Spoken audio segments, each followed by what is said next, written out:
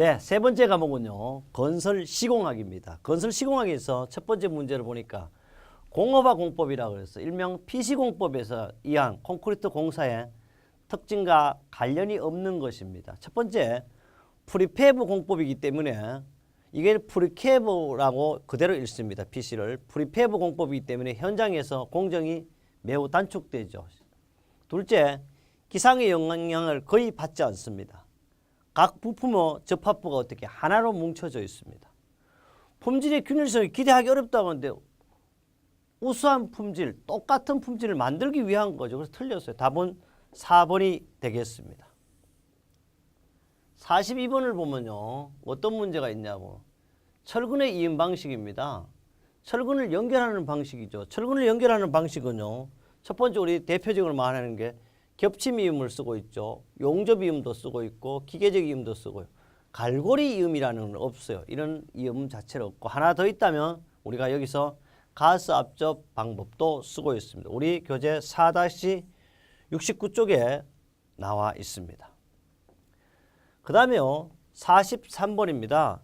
43번은 거푸집 공사의 앞으로 우리가 미래의 발전 방향으로 옳지 않는 것은 그래서 거푸집은요. 소형 패널의 거푸집 제작을 이러면 안 돼요. 사실은 이제 소형이라고 보다 어떻게 대형입니다. 대형 패널 큰 거 나가야 되죠. 이게 틀렸고요. 그래 요 사이는 뭐 이렇게 작게 만드는 거 미사일도 작게 일본이 만들었다 그러잖아요. 그러니까 일본은 작게 소형화 만드는 기술이 대단해. 어쨌든 합판은 대형으로 가요. 틀렸어요. 설치 단순화를 위한 유니트하여 높은 전용 횟수 부재를 경약화시킨다. 그래서 거푸집의 발전 방향 미래 오늘 2017년 지금 1월 19일인데도 더 발전시키기 위한 방법은 계속될 것이다. 44번째입니다. 주로요. 이음이 필요한 지중보 등에서 리브라스의 목재 프레임을 부속 철문으로 고정하고 콘크리트 탓을 함으로써 거푸집 해체 작업이 필요 없는 공법은 이것은 뭐요?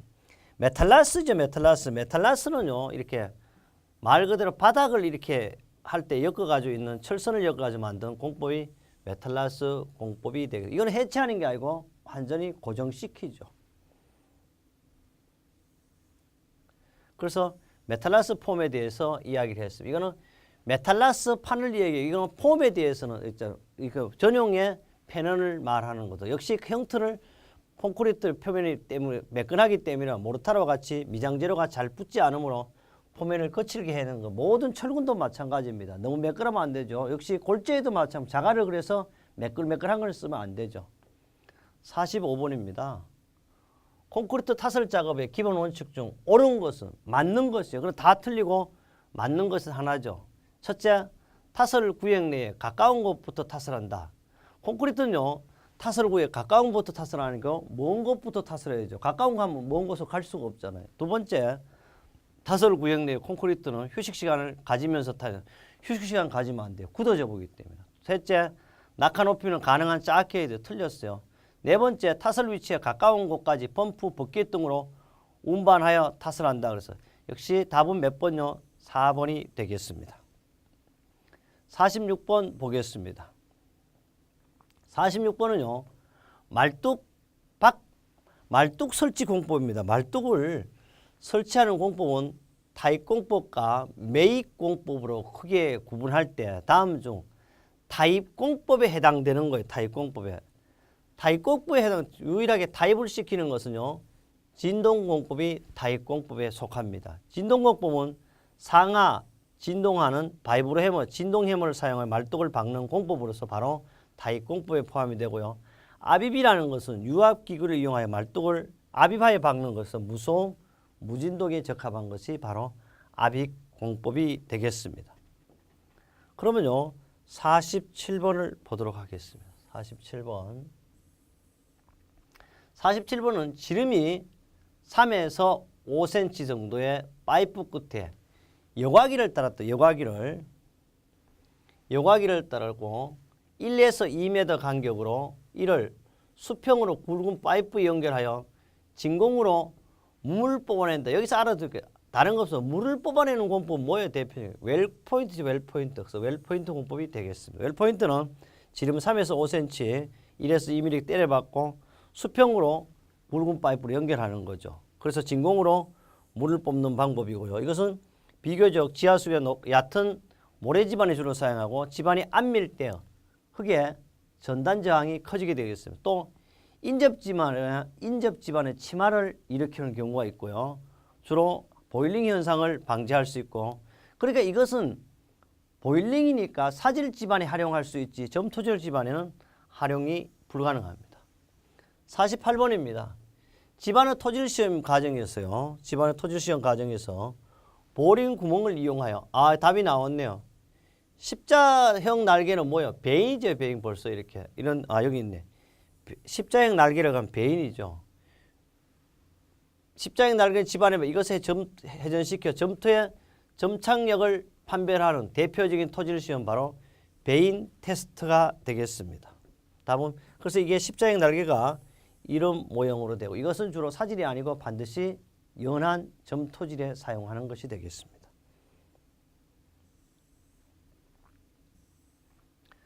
49번입니다. 49번은요. 다음 건설 기계 중 이동식 양중 장비에 해당돼요. 이동식.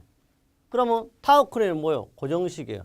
크롤러 크레인은 이동식이면서 크롤러는 고무 타이어 대신에 철제로 이렇게 연결해 놨는 뭐 이게 가지고 크롤러 크레인이 되겠죠. 답은 2번이 되겠습니다. 리핑형 지부 모두가 다 뭐예요? 이것은 고정식입니다. 크롤러 크레인은 바퀴가 무한 궤도 형태로 되어 있고요. 이거는 30% 경사진 곳에도 올라갈 수 있다고 하면 탱크 이렇게 보시면 그런 형태를 가지고 크롤러 크레인이라고 생각하면 되겠습니다. 50번입니다. 2개 이상의 기둥을 한 개의 기초판으로 받치는 게 뭐냐면 2개의 기둥이에요. 2개 이상의 기둥을 한 개의 기초판으로 해가지고 이렇게 받치는 게 이게 뭐냐면 이거는 말 그대로 독립이 아니고 복합 기초가 되겠습니다. 요거는 독립은 하나의 기초판이 하나인 거고 복합은 2개 이상의 기둥을 한 개 하고 줄기초는 연속된 기초판을 기둥벽을 지지하는 거죠. 온통은 건물 전체를 기초판으로 받치는 거죠. 이것은 복합 기초, 호박돌 기초 이런 것은 말뚝 기초 존재하지 않습니다. 51번 되겠습니다. 51번은요. 순수형 CM이죠. CM이라는 건 건설 사업 관리를 위해 건설 사업 관리를 말하는 거고요.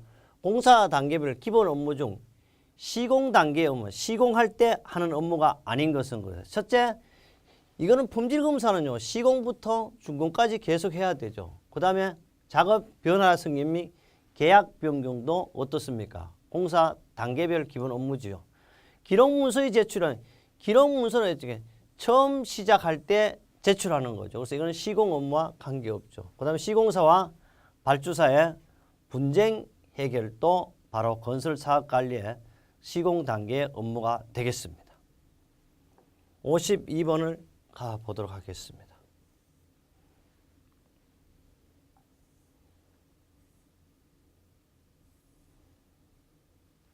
52번입니다. 토공사용 굴착 기계 중 위치한 지면보다 낮은 우물통과 협소한 장소에 근데 여기 알아둘 게 있어요. 항상 이게 나오죠. 위치가 지반보다 낮은 우물통 그러나 가장 핵심이 이거죠. 협소한 장소를 퍼올린데 요거 여기 뭐 이거 다이아몬드 형태로 되는 거 이거 바로 클램셀이 되겠습니다. 또 알아둘 거 있어요. 원래 클램셋은 이렇게 쓰는 게 맞는데요. 아직도 산업인력공단에 이렇게 나오고 있어. 어쨌든 우리 이렇게 나오든지 저렇게 나오든지 클램셋은 수직 수중굴착. 그래서 좁은 곳에 흙을 파는데 적합한 것이 바로 우리는 클램셋. 이거는 케이스 내의 굴착이고 사질 집안에도 적당하고 비교적 경질 집안에도 적용할 수 있는 게 바로 클램셋이 되겠습니다. 53번입니다. 53번은요. 공정계획에서 공정표 작성 시 주의사항이 옳지 않는 겁니다. 기초공사는 오개 작업이기 때문에 기후에 좌우되고 쉽고 공정변경이 많죠 사실. 둘째, 노무제로 시공기기는 적절하게 준비할 수 있도록 계획해야 되고요. 3번입니다.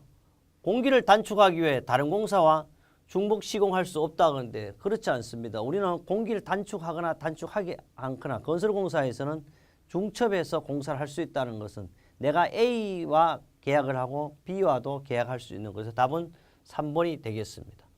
마감공사는 기후에 좌우되므로 공정 단계가 충분한 공기가 필요하다는, 그래서 공정표 작성 시 주의사항 3가지가 되겠습니다. 54번입니다. 철근 콘크리트 공사의 철근의 최소 피복 두께를 확보하는 이유로 볼 수 없는 것은, 우리 철근 피복 두께 확보하는 이유는 콘크리트가 사람에게 철근의 부식 방지를 할 수 있고요. 조기 강도 증기 아니죠. 이것은 오히려 조기 강도가 아니고 더 오래 걸리겠죠. 철근 피복을 하면.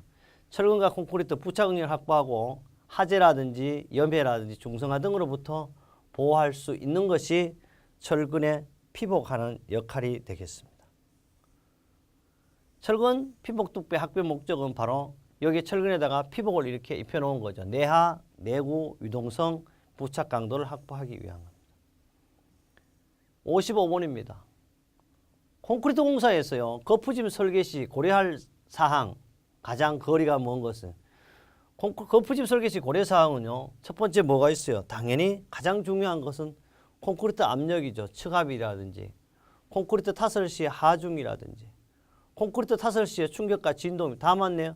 콘크리트 강도는요, 완전히 얘가 굳어진 다음에 하는 거니까 콘크리트 강도는 없죠. 이거는 2016년에도 3월 6일, 5월 8일도 연속으로 출제되었던 문제가 되겠습니다. 56번 보겠습니다. 56번은요, 기둥 거푸집입니다. 기둥 거푸집은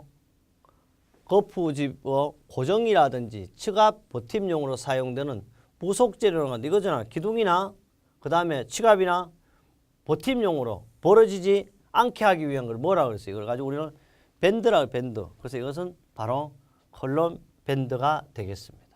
경위제는요, 일정한 간격을 유지하는 거고, 긴장대는 벌어지거나 변형되지 않게 하는 것이 되겠습니다.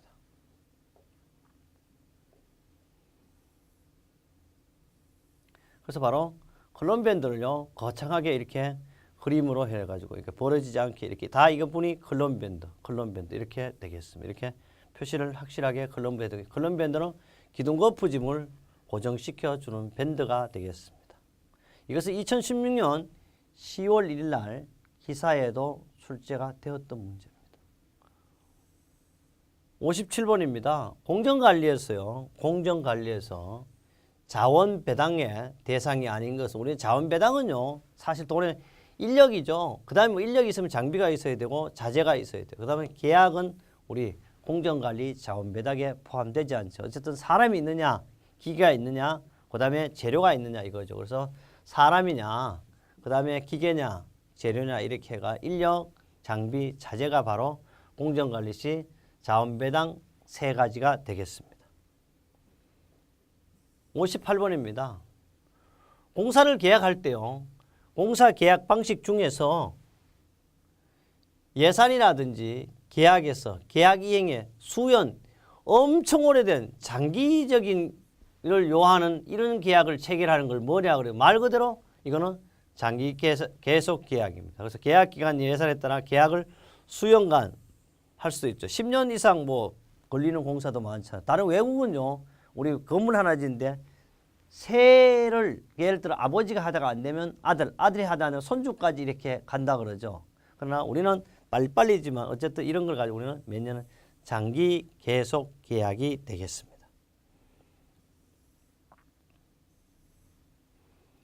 59번입니다. 59번은요, 철골 구조 용접의 결함이에요. 결함에서 검사 방법이 아닌 것은 건데, 여기 알아둘 게 있어요.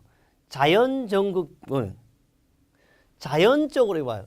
전이법이죠. 자연전극을 이용하면 얼마나 좋겠어요. 이런 것은 현재 존재하지 않고요. 우리는 용접 결함은 대충 눈으로 하는 게 가장, 눈으로 사람의 눈이 보배죠. 유관검사도 할 수 있고요.